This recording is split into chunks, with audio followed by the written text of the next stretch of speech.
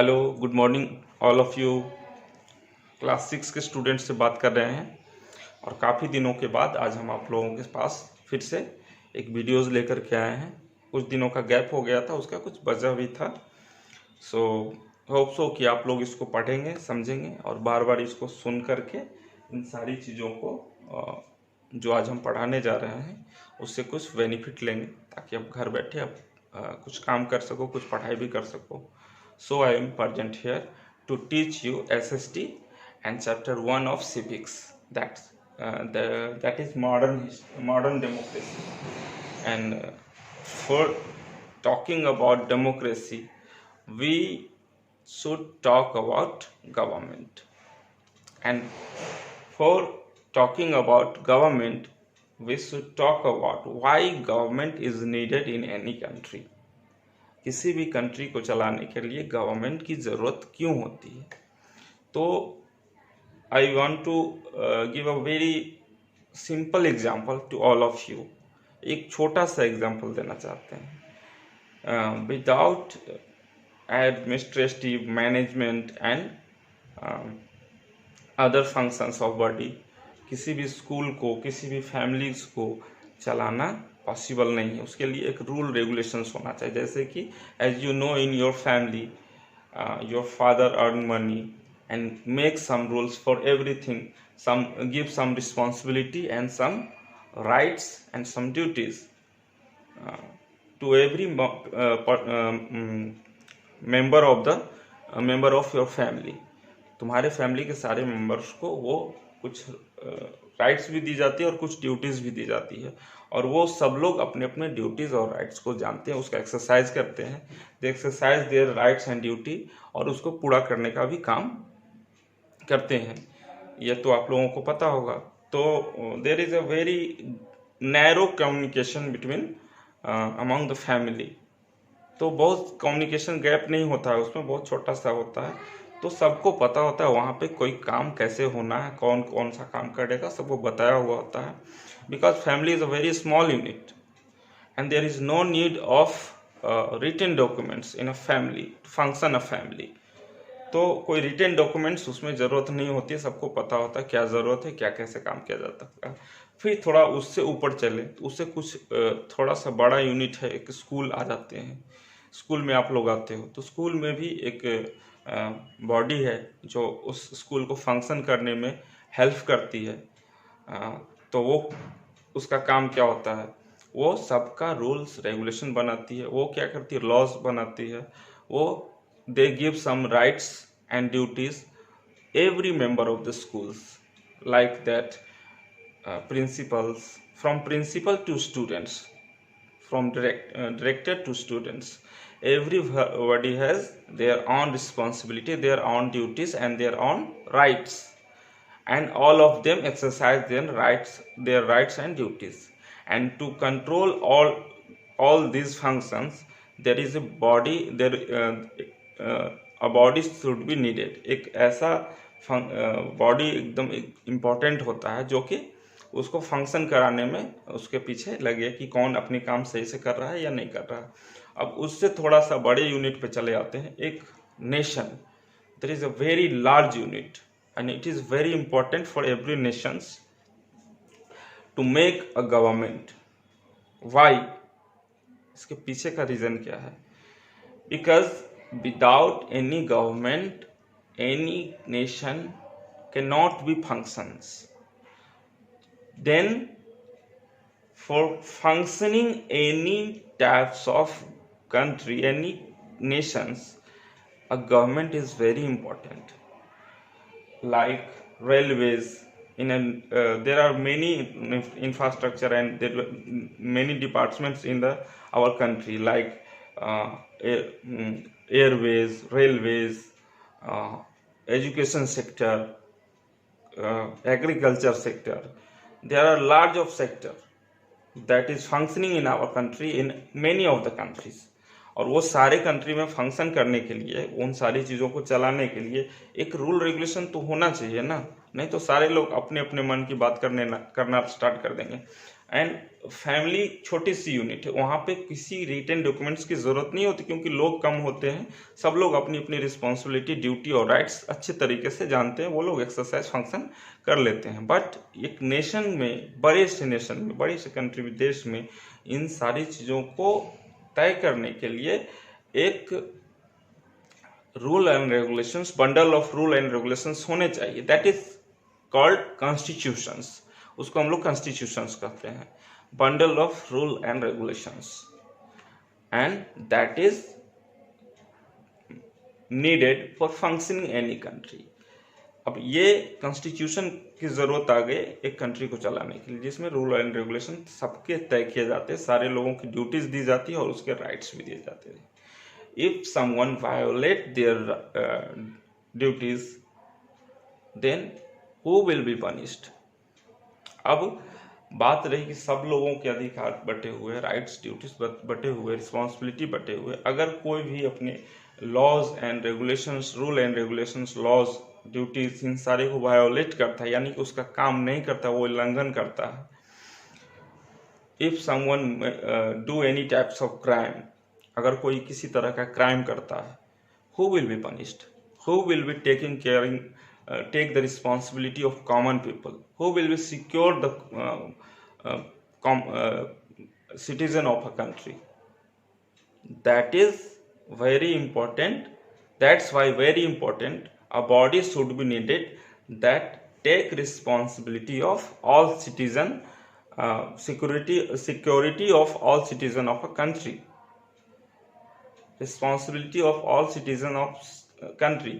एक body means ये body parts का हम बात नहीं कर रहे हैं, एक ऐसा ऑर्गेनाइजेशन होना चाहिए जो वो कंट्री को फंक्शन करा सके, और उसके जो सबका जो राइट्स और ड्यूटीज दिया गया है, कोई उसको वायोलेट कर रहा है, मतलब कोई उसका पालन नहीं कर रहा है, उल्लंघन कर रहा है, तो क्या करना है, उसको देखेगा, उसको पनिश करेगा, है ना, सारे लोगों को वो देखेगा, और सारी चीज़ों को फंक्शनिंग, सारे कंट्री का फंक्शनिंग, सारे सेक्टर्स का फंक्शनिंग अच्छे तरीके से हो सके, तो उसके लिए वो गवर्नमेंट का काम है सबको देखना। अगर गवर्नमेंट नहीं होगा तो ये सबको देखेगा कौन, उसका ख्याल रखेगा, and everybody, if government will not imagine, just imagine if government will not is not in any country, then what will happen? Everybody do whatever they wants, and there will be large and very miscommunication and very various of problems has to face the nation and citizen of the nations. So for maintaining law and order, for taking the guarantee of security of the all citizen of the nations, government is very important. तो समझ में आया government की ज़रूरत क्यों है, एक nation को चलाने के लिए, एक कंट्री के लिए गवर्नमेंट क्यों ज़रूरी है। गवर्नमेंट एक ऐसा बॉडी है, गवर्नमेंट ही एक ऐसा इंस्टीट्यूशन है जो सबका केयर करेगा, सबको ले करके चलेगा, और अगर उसके अंदर में जो भी चीज़ है, रिस्पॉन्सिबिलिटी, ड्यूटी सबको दिया गया है, जो कॉन्स्टिट्यूशन है, अगर उसको कोई वायोलेट करता है, उसका कोई उल्लंघन करता है, तो क्या करना है, गवर्नमेंट का काम है उसको देखना, उसको पनिश करना, और जिन लोगों के साथ इनजस्टिस हो रहा है उन सबका डिपार्टमेंट बटा हुआ है, वो सब देख रेख करना। तो that's why a government is very important. That is your first topic. So I hope all of you will write on this question, why do a country need a government? That is a question mark that is needed here. We will do it. तो government की जरूरत एक देश को क्यों पड़ती है, ये यहाँ पे एक क्वेश्चन है, ये आप इसको कल अच्छे से करके लाना है, अपने से खुद से अपने लिखोगे, और if you are not able, I think all of you are able to do it, and if you are not able, then I will tell you tomorrow. And the second thing is, the second topic is forms of government. there are three forms of government. Forms means types. How many types of government? There are three types of government generally. The first is monarchy, the second one is dictatorship, and the third one and most important and very boon of the common citizens, boon for the common citizen, that is democracy, that is present today in our country. So now let us discuss about all these things. Now the first one is monarchy. Monarchy, mono means one, और उसी से ये word बना है monarchy. Means इसमें you have listen many story in your childhood, at your bed times. आपके grand जो लोग होंगे वो या मम्मी पापा वो बहुत सारे स्टोरी सुनाते होंगे, उसमें किंग होता होगा, क्वीन होती होगी। Then this is the form of monarchy. Monarchy में क्या होता है, राजा होता है, वो सारी चीज़ों को उसके अकॉर्डिंग लेकर के जाता है, वो जो बोलता है वो रूल होता है, उसी के रूल के अकॉर्डिंग सबको अपना अपना काम करना होता है। तो अब यहाँ पे आता है कि मोनार्की भी अब दो टाइप का होता है। एक तो मोनार्की होता है कि in monarchy there is no need of, जैसे कि यहाँ पे है monarchy has a king, queen and emperors. ये तो तय है कि मोनार्की में क्या होता है, किंग होता है, क्वीन होता है, एम्पेयर्स होता है, और वो जो रूल्स रेगुलेशंस बनाते हैं वो सबको फॉलो करना पड़ता है। The ruling position can be passed on the rulers hairs, and वो जो नेक्स्ट रूलर होगा उस नेशन का, मोनार्की अगर वहाँ पे है तो वो कौन होगा, वो उसका वो जो हेरिडिटी जिसके पास मिलेगा, जो उसके मतलब कि उसका बेटा है वो होगा, या फिर उसके ही वंश का कोई और है तो वो होगा। तो रूलर्स हेयर्स होना चाहिए वो। The second thing, in some traditional monarchies the monarch has absolute power.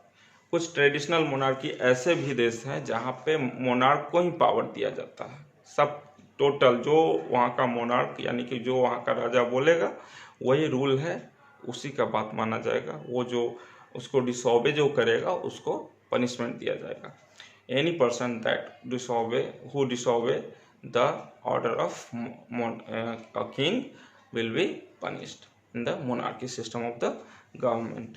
This is the one first type of monarchy, and the second type of monarchy is something bit different from the first types of monarchy, that is called constitutional monarchy। उसमें क्या होता है कि एक rule और regulations, एक constitution बना करके रख दिया जाता है जो कि जिसको कि लोगों को फॉलो करना होता है।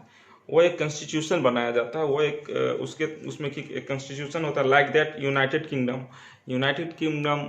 जैसे कि do you know about United Kingdom? At first I want to clear about United Kingdom. United Kingdom, Britain का नाम तो आप लोग सुने होंगे। ब्रिटेन अगर अकेले है तो ब्रिटेन हो गया, और छोटे छोटे बहुत सारे स्टेट को वो अगर अपने अंदर इमर्स करके सबको ले करके चलता है तो उसको हम लोग बोलते हैं यूनाइटेड किंगडम। और यूनाइटेड किंगडम में क्या है, कॉन्स्टिट्यूशनल मोनार्की है। Like that of United kingdom also has a democratic government and the restricts the monarchs control. और वहाँ पे एक डेमोक्रेसी है जो क्या करता है, रिस्ट्रिक्ट करता है। एक मोनार्क को, एक राजा को रोकता है उसको मनमानी करने से। वो ऐसा नहीं कि जो कुछ भी चाहेगा जो कर देगा, ऐसा नहीं है। वो कॉन्स्टिट्यूशन के तहत जो लॉ आएगा, रेगुलेशन रूल होगा, रूल रेगुलेशन होगा, वो सारी चीज़ों को वो बोलेगा। ये कॉन्स्टिट्यूशनल मोनार्की है। और फर्स्ट जो बताए थे उसके बारे में वो है traditional monarchy. Traditional monarchy form of the government was practiced widely but had problems। ये बहुत पहले से होता चला आ रहा है ट्रेडिशनल मोनार्की, बट उसके साथ कुछ प्रॉब्लम्स भी है। उसके साथ प्रॉब्लम्स ये है कि the large number of people of big country felt their problems were not addressed adequately and the king were only interested in making money for themselves. जो ट्रेडिशनल मोनार्की होते हैं, in the traditional monarchy there are many types of kings who make money for themselves and they do not care the citizen of their nations. After many times, many citizens of the country, of the nations, any nations felt this type of monarchy should be eradicated, and so that's why the second option was constitutional monarchy. वो लोग ये सोचते थे traditional monarchy में कि उसमें traditional monarchy में होता था कि जो किंग बोल दिया वही रूल है, उसी के अकॉर्डिंग सबको बातें माननी होती है, वो जो बोलेगा वही नियम है, वही कानून है, उसको जो डिसोबे करेगा who will be punished by the ministers of king. तो and the king was only live for themselves himself and they are not taking care of the citizen of their nations. That's why the prevalence of traditional monarchy has been erupted, and now the second monarchy that has been come in the modern days, that is called constitutional monarchy. Constitutional monarchy में एक constitution होता है, एक democracy होता है, जो एक monarchy जो एक राजा होता है, किंग होता है, वो अपने जगह पे तो होगा, वो किंग तो कहलाएगा, लेकिन वो मनमानी नहीं कर सकता है. उसको रोकने के लिए उस देश का कॉन्स्टिट्यूशन होगा, डेमोक्रेटिक जो वहाँ का सिस्टम है वो उसको रोकेगा बाकी चीज़ों को करने से. So gradually this system fading away. Whole system I'm talking about traditional monarchy system has been fading away by the people. When they failed, it is not in the favor of citizen of the nations, and after the second option has been came, that is called constitutional monarchy. constitutional monarchy में ये constitution और democracy जो वहाँ का होता है वो वहाँ के किंग को रिस्ट्रिक्ट करता है, रोकता है कि आप कुछ भी नहीं कर सकते हो, आपके भी राइट्स हैं.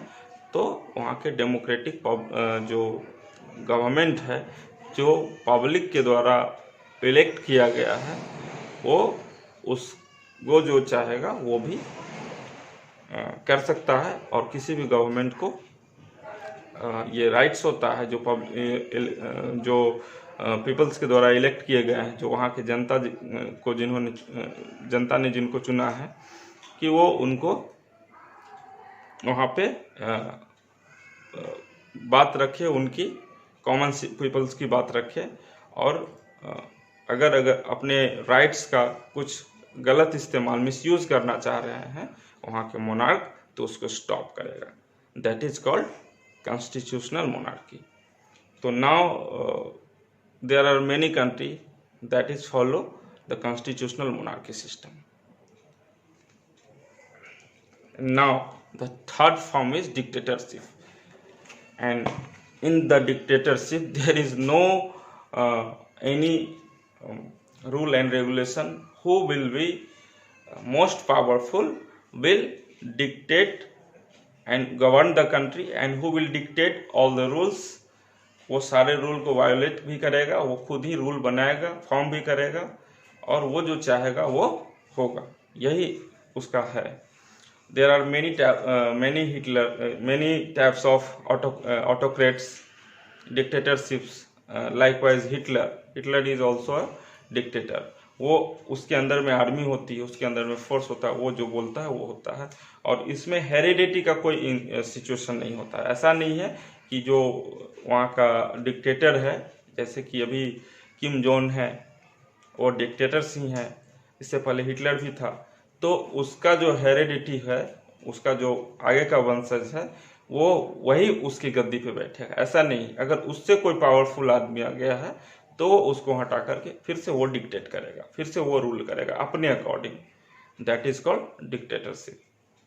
तो दूसरा फॉर्म है वो है डिक्टेटरशिप, जो कि पीपल्स के लिए बिल्कुल उसके फेवर में नहीं होता है। और थर्ड फॉर्म जो है, the third form of the government is democracy, that is very useful and beneficial for the common people, that is present today in our country.